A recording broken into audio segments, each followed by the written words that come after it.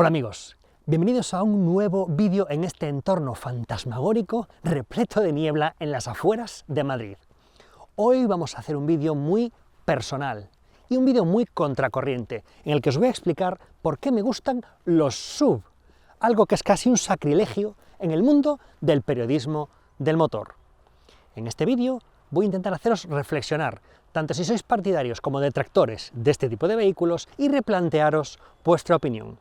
Así que ya sabéis, si estáis pensando en comprar un vehículo tipo SUV o ya lo habéis comprado, creo que este vídeo os interesa. Así que quedaos hasta el final porque empezamos ahora mismo. Para escoger tu próximo coche, visita quecochemecompro.com, el comparador de Diario Motor.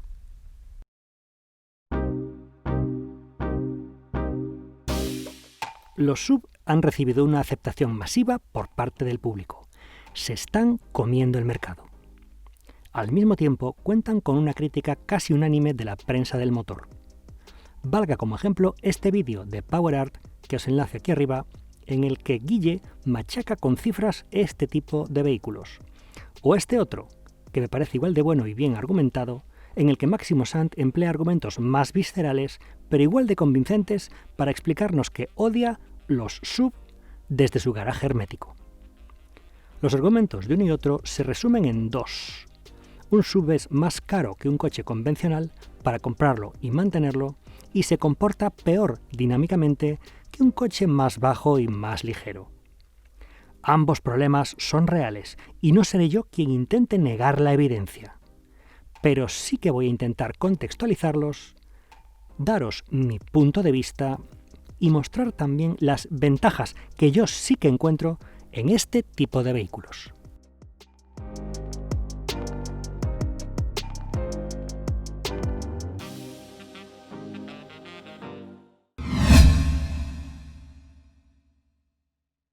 Para entrar en detalle, creo que lo más honesto es empezar con las desventajas de los SUV. Hemos hablado de coste y hemos hablado de dinámica. Desventajas con respecto a coches convencionales.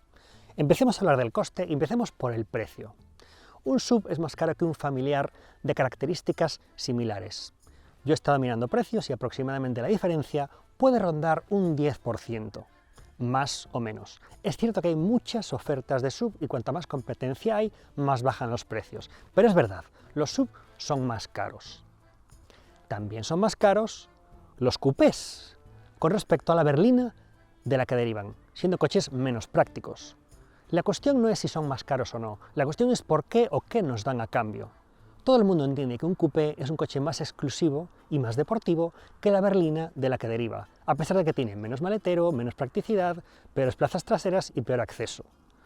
Todo el mundo entiende que se pague un poco más por tener un coche más exclusivo. Entonces la cuestión en los SUV es lo mismo. ¿Por qué son más caros?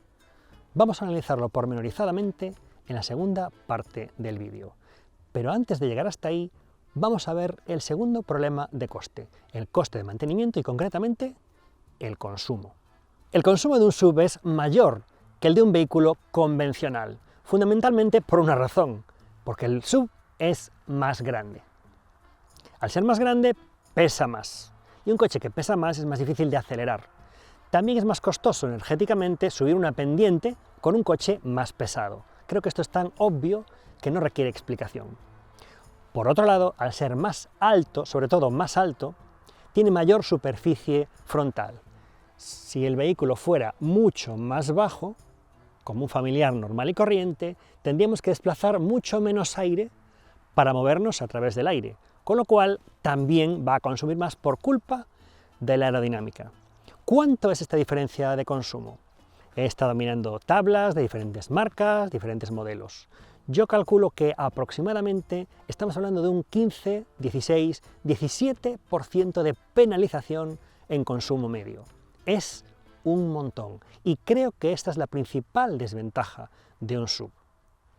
No obstante, es un precio que tenemos que pagar a cambio de otras cualidades. Así que esperemos a ver cuáles son esas cualidades y esperemos a ver si nos compensa o no esa penalización. Aparte de los costes de adquisición y mantenimiento, el segundo gran problema de los SUV es su peor comportamiento respecto a un coche más bajo y un coche más ligero.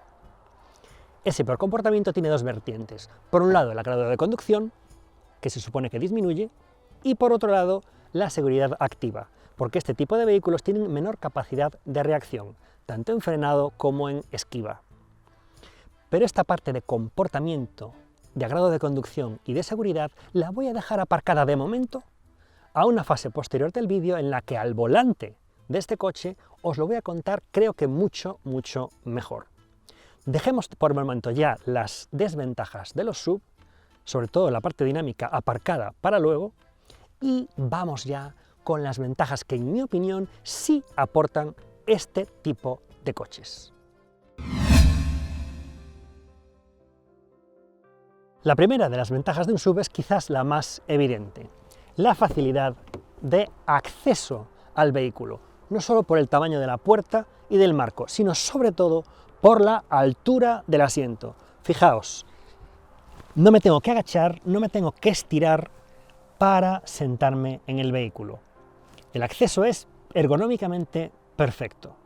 Esto lo sabe muy bien la gente de Nissan, cuando desarrolló el primer Nissan Juke, un coche rabiosamente juvenil que se acabaron comprando personas de 50, 60 y 70 años. La razón se llama artrosis. La artrosis es una enfermedad degenerativa que todos vamos a acabar sufriendo en mayor o menor medida con la edad. Los SUV no curan la artrosis, por desgracia, pero sí que atenúan el dolor de las articulaciones al entrar y salir de un coche, porque no nos exigen ni estirarnos ni agacharnos. Esta ventaja es especialmente notable si el acceso es desde una acera y el coche nos queda todavía más bajo. Pasamos ya al puesto de conducción, al que volveremos después cuando estemos en marcha, pero dejadme que os empiece a contar un poco cómo veo yo la ergonomía de un SUV. En un SUV tenemos mucho más espacio vertical, el coche es más alto y eso sirve para algo. Nuestra postura es más ergonómica, los pies caen más en vertical. En un coche más bajito llevaremos los pies mucho más adelante y mucho más estirados, ocupando más espacio longitudinal a falta de altura. Además, el parabrisas me queda muy lejos, la ventanilla me queda muy lejos, la sensación de amplitud y sobre todo de altura al techo es mucho mayor, de hecho es realmente mayor, tanto aquí como en los asientos traseros que veremos después. En definitiva, el entorno que nos plantea un SUV es un entorno mucho más amplio y la postura de conducción que nos plantea un SUV es una postura más ergonómica y más cómoda a largo plazo. Es decir, en viajes largos creo que nos cansaremos menos con esta postura que con una postura más estirada. Vamos ya con el acceso a las plazas traseras. Evidentemente, las ventajas que veíamos en el asiento delantero se repiten. La banqueta me queda a una altura perfecta, no me tengo que agachar ni estirar para acceder al vehículo. Pero en las plazas traseras hay algo mucho más importante y mucho más especial que no se da en las plazas delanteras, y es el acceso con niños. Dejadme que os lo explique y veréis por qué los SUV son un vehículo perfecto para niños pequeños. Cuando tenemos niños pequeños, al principio van en un portabebé, que es una especie de cesto con un gran asa que hay que levantar a pulso y anclar al asiento. Más adelante llevan otros sistemas de retención para niños más grandes, pero también tenemos que levantarlos y ponerlos dentro del coche con la fuerza de nuestros brazos y con la fuerza de nuestra espalda. La altura de un SUV es perfecta para que la espalda no tenga que doblarse. Si esto fuera un familiar convencional, tendría que agacharme y colocar al niño, y si estuvieran encima, arriba de una acera, sería todavía más doloroso para mis músculos lumbares. El SUV es un vehículo perfecto para meter y sacar niños por su altura y por la ergonomía que supone para, sobre todo, nuestra espalda. No es una tontería, son muchos años en los que el niño tiene que recibir asistencia o bien para entrar y salir o simplemente para abrocharse el cinturón. Así que ojo con la altura y ojo con las ventajas para niños del asiento trasero y de la altura de un SUV. Si me coloco en el asiento trasero de un SUV, observo varias cosas. En primer lugar, la cota que da Volvo desde el cojín en el que estoy sentado hasta el techo es 3 centímetros mayor en este vehículo que en un Volvo V90, que sería el familiar más parecido a este coche. Esos 3 centímetros me dan un desahogo mucho mayor, visual, hacia arriba y hacia adelante, y una sensación de amplitud real dentro del coche. Pero no es eso lo más importante. Lo más importante es la postura. Voy vertical, con el respaldo vertical y con las piernas cayendo en vertical. Esto hace que el espacio longitudinal se aproveche mucho mejor. Si la banqueta en un vehículo convencional estuviera un poquito más abajo, y mi culo estuviera un poquito más abajo, me obligaría a estirar las piernas hacia adelante y a ir ocupando más espacio longitudinal. En un SUV se aprovecha mejor el espacio longitudinal porque todos los pasajeros van sentados más verticales y con las piernas más verticales. Por eso hay más espacio auténtico y verdadero, porque vamos sentados de otra forma. Y además, esta postura se parece más al del sofá de tu casa. Y la postura de un coche normal, con los pies estirados más altos, es diferente y en viajes largos es más cansada. Cerrando ya el tema de habitáculo y antes de llegar al maletero, nos encontramos con la gran sorpresa, que no es ninguna sorpresa. Los SUV pueden tener 7 plazas. En este caso son 7 plazas, este coche es muy grande, ¿vale?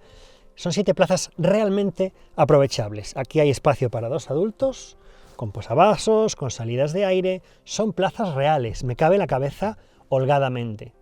Ningún vehículo familiar convencional con una altura pequeña puede tener estas 7 plazas.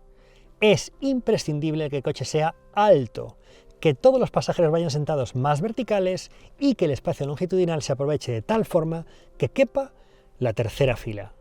Si necesitas 7 plazas, solo tienes 2 opciones, un SUV o un monovolumen. A los monovolúmenes volveremos al final del vídeo cuando hablemos de la compra emocional. Vamos a hablar ahora de maleteros. En los SUV hay, diríamos, 2 casos. El caso del Volvo XC90, que es el ejemplo que hemos escogido, se compararía con el Volvo V90, misma plataforma, misma longitud del vehículo. Hay menos de 2 centímetros de diferencia entre el XC90, que es este, y el V90, que es el familiar bajo.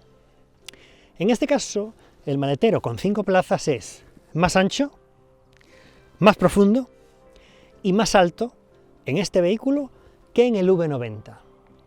Y la diferencia de cubicaje son más de 150 litros a favor del XC90, a pesar de que oculta 2 plazas adicionales, como acabamos de ver, en el fondo del maletero. Esa es una ventaja colosal. Además, la altura del techo es mucho más aprovechable porque la caída del portón trasero es más vertical, con lo cual hay más volumen. Pero hay otro caso, y es el caso de los SUV que no tienen un familiar con la misma longitud. Os pongo el ejemplo. Un SEAT Ateca mide lo mismo que un SEAT León compacto. El SEAT Ateca tiene 510 litros de maletero y el León tiene 380 litros. Y me diréis, no puedes compararlo con el compacto, tienes que compararlo con el León familiar. De acuerdo, el León familiar tiene 620 litros de maletero, por tanto le gana a la Ateca por 110 litros. Pero cuidado, eso tiene trampa. El León familiar mide 28 centímetros más de largo que un SEAT Ateca. Es decir, es un coche mucho más largo. En mi garaje equivaldría a que no cabe en mi plaza. Aparcar en la calle, aparcar en un parking, maniobrar en ciudad, 28 centímetros más de coche es mucho más coche. En definitiva, para que un familiar empate o gane a un SUV en maletero, tiene que ser bastante más largo, con todos los inconvenientes que ello conlleva. Recorrido ya todo el habitáculo y el maletero, vamos con otra de las ventajas más obvias de un SUV, y es su altura libre al suelo y sus capacidades todoterreno. Es verdad que son capacidades limitadas, pero simplemente por diámetro de rueda y por cotas, este vehículo, en mi opinión y en mi experiencia, tiene 2 grandes ventajas. Por un lado, en ciudad, podemos arrimarnos a una acera aparcando en batería sin riesgo de enganchar la defensa y arrancarla cuando nos vayamos hacia atrás. Podemos pasar los badenes con mucha más suavidad y con mucha más facilidad, etcétera, etcétera, etcétera. La ciudad está llena de trampas y estos coches las pasan sin inmutarse. Y la segunda ventaja son las verdaderas capacidades 4x4 fuera del asfalto.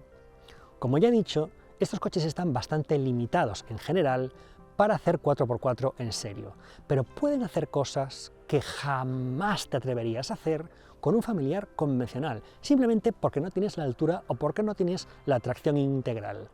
Por ejemplo, ¿os atreveréis a subir con un familiar normal por esa pendiente de ahí atrás absolutamente resbaladiza? ¿Qué os parece si vamos a probarla? No todos los SUV son 4x4, pero en algunos encontramos sistemas muy capaces para superficies resbaladizas como esta increíble pendiente de tierra suelta con un 55% de inclinación. La cámara del dron va en horizontal, así que podéis imaginaros la sensación de trepar por aquí en este enorme coche. Cerrando ya las ventajas de los SUV, nos queda por mencionar quizás un último detalle.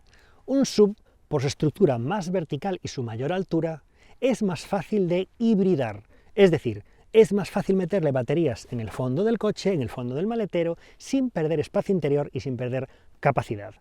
Se puede hibridar un familiar convencional, pero rápidamente empiezan a perder maletero a marchas forzadas. Sin embargo, en un SUV hay más lugares y más huecos para meter esas mismas baterías sin perder prestaciones. Vistas ya las que para mí son las principales ventajas de un SUV, vamos ahora a conducirlo y vamos a discutir sus ventajas e inconvenientes dinámicos al volante del coche. Lo prometido es deuda, así que retomamos en este punto del vídeo el tema del comportamiento dinámico, con sus dos facetas, el comportamiento en sí y la seguridad que implica. Vamos a empezar por el comportamiento. Hay una opinión unánime en el mundo del motor, en la prensa del motor, que dice que un SUV, por ser más alto y más pesado, tiene un peor comportamiento que un vehículo convencional, más bajo y más ligero. Esto es casi una obviedad y es algo creo que es algo difícilmente discutible.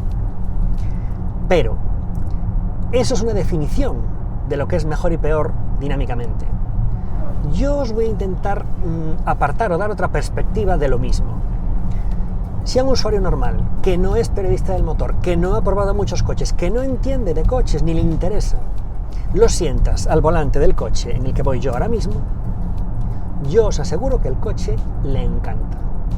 Vas muy arriba, vas muy cómodo, esa misma inercia que dificulta entrar en curva también funciona verticalmente, dificultando la subida y bajada de la carrocería. Estos coches tienden a una sensación de flotación suave sobre el asfalto, los neumáticos más grandes hacen que los baches sean más pequeños y el nivel de confort es más alto. Si tú lo que valoras en un coche es eso y no tanto el comportamiento en curva, porque al fin y al cabo vas a ir dentro de los límites, conduces tranquilo y no valoras mucho la deportividad, incluso podrías llegar a la conclusión de que para ti, para tu criterio y para tu uso personal, te gusta más el comportamiento de un SUV que el comportamiento de un coche más bajito y más dinámico, porque la dinámica te importa un bledo y te encanta conducir aquí arriba con esta sensación de control, de ver por encima del tráfico y esta sensación de confort y de flotación sobre el asfalto. Entonces, el comportamiento de un SUV es peor que el de un coche normal. Su dinámica en curva es peor, su velocidad de paso por curva es más baja.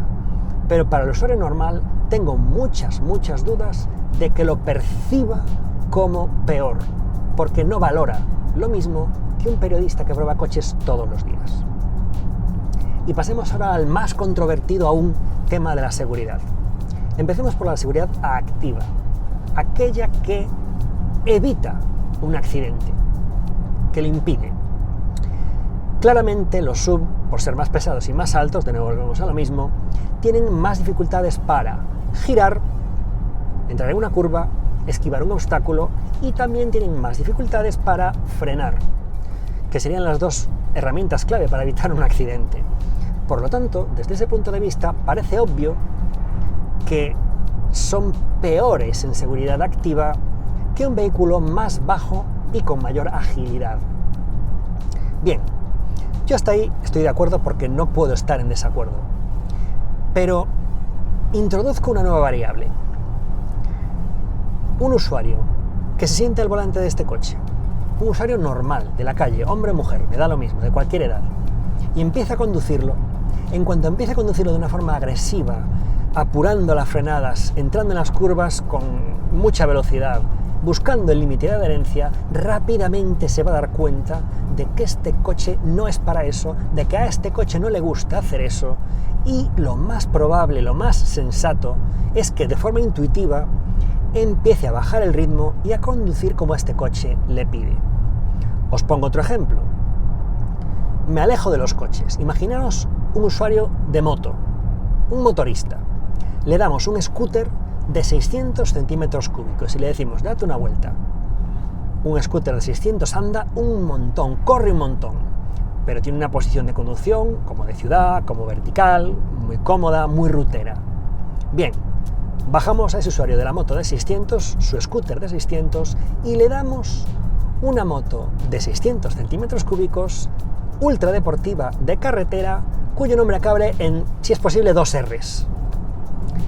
El hombre se sienta allí, o la mujer, arranca, y aquello empieza a sonar, aquel escape empieza a sonar, abre gas, sale como un misil, primera, segunda, exprime, 12.000 vueltas, es la misma persona, es el mismo conductor, es la misma hora del día, pero la moto es distinta y la forma de conducirla es distinta.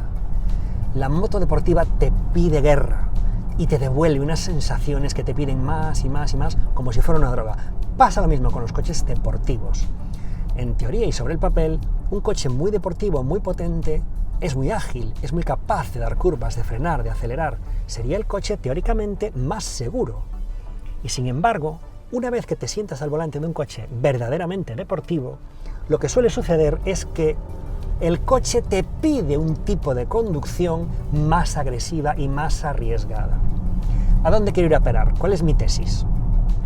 Mi tesis es que, aunque sobre el papel el SUV es, en seguridad activa, menos seguro que un vehículo más bajito y más ágil, la forma de conducción que te pide y casi te exige un SUV más pausada y más relajada va a compensar seguramente con creces, a base de prudencia, esa supuesta menor seguridad activa. Y un vehículo más deportivo, más bajo, más ágil, con mayor potencia, también, aunque sobre el papel es más seguro porque te da más posibilidades de esquiva, de aceleración y de frenada, al final te pide, y a mí me pasa cuando pruebo distintos coches, que es como si cambiara mi carácter y mi forma de ser, al final el deportivo te pide más velocidad, te pide ser más incisivo y te hace incurrir en comportamientos que son proporcionalmente más arriesgados, proporcionalmente a lo que el coche te permite hacer. Entonces, esa menor seguridad activa yo la pongo en cuestión porque al final depende muchísimo de lo que hagas con el coche, y con un coche de este tipo, como ya no te va a pedir ir rápido, como ya no te va a pedir entrar en las curvas deprisa, realmente vas a ser más prudente, porque es que el coche te lo pide. Es una teoría, pero analizadlo vosotros, cada uno, su comportamiento, cuando le dejan a lo mejor un deportivo, ha podido probar un coche muy potente, y pensadlo, haced un análisis de conciencia. ¿No habéis conducido un poco más rápido? ¿No habéis sido un poco más agresivos cuando el coche realmente corre? Yo os digo que seguramente sí. Este tipo de coches basan su seguridad en que su propia dinámica te invita a la prudencia.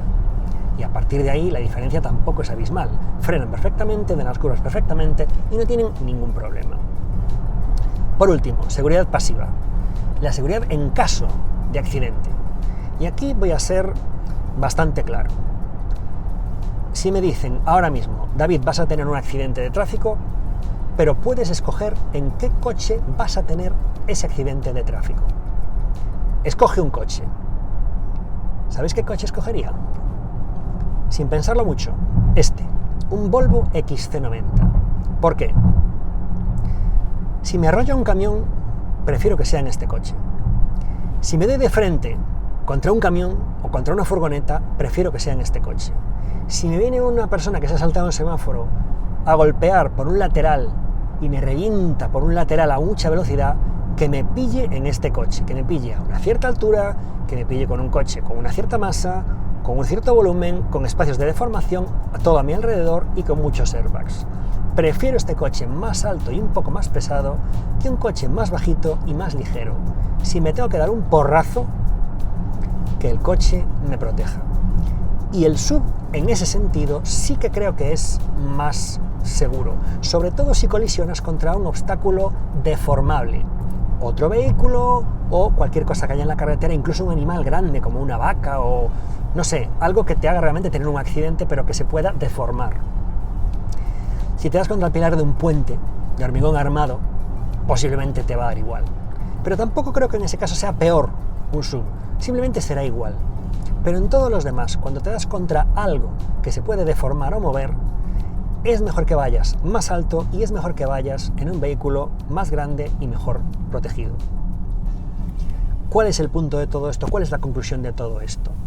Cuidado con las afirmaciones rotundas que dicen el comportamiento de un SUV es peor, porque quizás para ciertos usuarios, que son la mayoría, que valoran otras cosas que no son el comportamiento en curva, valoran el comportamiento en línea recta, por así decir, posiblemente les gusta más un SUV.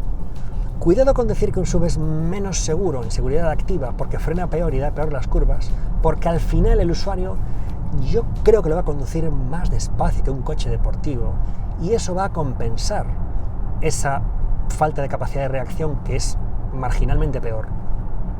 Y en definitiva no creo que haya verdades absolutas de coches más seguros o menos seguros per se o coches con mejor o peor comportamiento per se. En última instancia depende de la persona. Y aquí introduzco una última reflexión que creo que me parece bastante interesante y es: mucha gente que yo conozco que tenía un vehículo convencional ha pasado a tener un SUV. Y sin embargo, no conozco a nadie que una vez que ha ido en un SUV y ha tenido un SUV como vehículo propio, lo haya descartado y haya vuelto a tener un vehículo bajo, un vehículo convencional, normal. Eso quiere decir algo. Los SUV llevan muchos años en el mercado y ya no son en absoluto una moda. Los SUV han sido tendencia por algo, porque a la gente le gustan. A la gente le gusta conducirlos, le gusta ir aquí arriba. Y ese comportamiento que los periodistas calificamos como peor, el conductor normal no lo ve como un comportamiento peor. Simplemente le gusta más.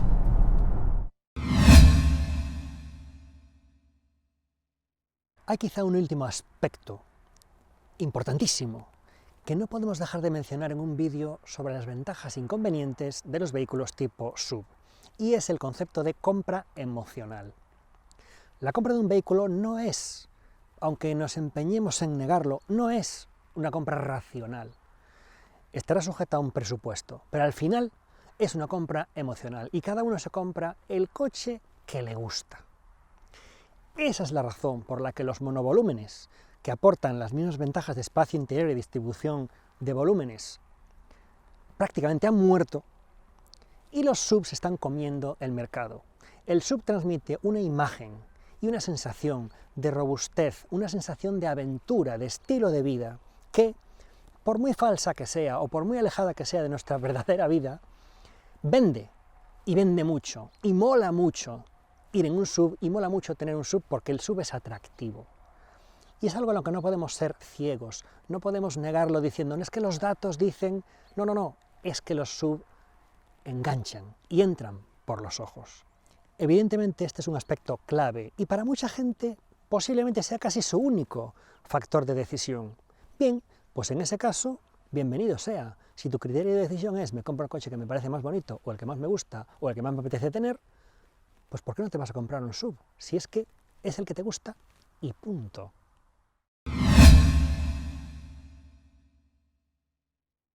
Hasta aquí nuestro vídeo sobre ventajas e inconvenientes de los SUV, esos coches tan demonizados por la prensa del motor, pero que hemos visto que tienen su lado también positivo. Me gustaría sacar algunas conclusiones para cerrarlo, y la primera de ellas es que este vídeo no es un vídeo negacionista. Este vídeo no pretende negar las pegas que tiene un SUV, las inconvenientes que tiene un SUV. Es más, pondría el acento sobre todo en uno, que es el que me parece el más importante, el consumo. Te tienen que compensar mucho el resto de ventajas para comprarte un coche de este tamaño y de este volumen, porque consumen bastante más. Y en un momento en el que medioambientalmente todos debemos arrimar el hombro e intentar consumir la menor energía posible, creo que hay que pensárselo bastante bien antes de comprarse un SUV sabiendo que vas a consumir bastante más energía. Dicho esto, todas las ventajas que hemos repasado creo que son suficientemente notables como para justificar la compra de un SUV por un público general, que es lo que al final está haciendo el mercado. Espero que este vídeo os haya ayudado a entender un poco mejor la otra cara de la moneda, la cara de a mí me gustan los SUV, que es mi opinión honesta, y que os ayude a decidir si estáis pensando en compraros un SUV o que os ayude a estar un poco más seguros de lo que habéis hecho si ya tenéis un SUV. Si os ha gustado el vídeo, por favor, dadle a me gusta, suscribiros al canal y activad la campanita para que os lleguen las alertas de todos nuestros vídeos. Nos vemos en la próxima.